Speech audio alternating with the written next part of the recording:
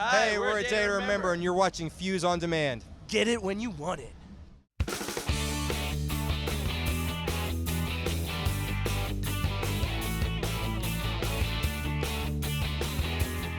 It's good community vibe. Like everybody looks out for each other on the tour. I think it's rooted in punk rock and also not just punk rock, but music that's alternative to the mainstream, and that's the only thing we know as far as what we do musically. So it was kind of a no-brainer as far as it means the world to us. It's a huge deal. We've all been to Warped a bunch, and it was kind of one of those things that we just did when we were younger, and all these influential bands, were on Warped, and we'd always look up to them, and so just being part of it is kind of natural. It's almost like a rite of passage almost for all of our favorite bands.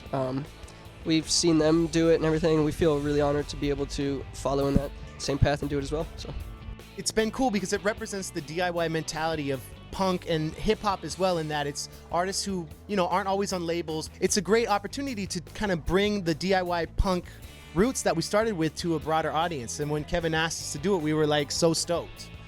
What a great opportunity. And I teamed up with Weird Science and was like, okay, well, let's do this. Let's show the world the hip-hop magic. It is the last great road trip. It really is a great road trip. And for anyone that's, it's harder for someone maybe my age now getting out there and doing it every summer, but I do live by it. But if you're 18, 19, 20 and you're part of this thing, there's no better place than you ever want to be is in that parking lot on the Warped Tour. It is an amazing experience.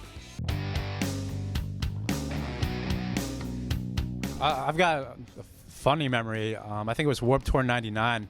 I went, I think Blink-182 was one of the headliners, but also Eminem played that show, and it was a little weird that Eminem was on the show, and I just remember people throwing bottles up on the stage and booing him, and then him just telling everybody to go F themselves and flipping off the audience and everything. And then a year or two later, he became the biggest rapper on the planet. Probably would say the first one, because Descendants were on it and Social Distortion was on it. It was like, plus it was the very first one that we did. But all of them each had their moments of like being just as fun or just as cool as, but everybody kind of remembers the first one.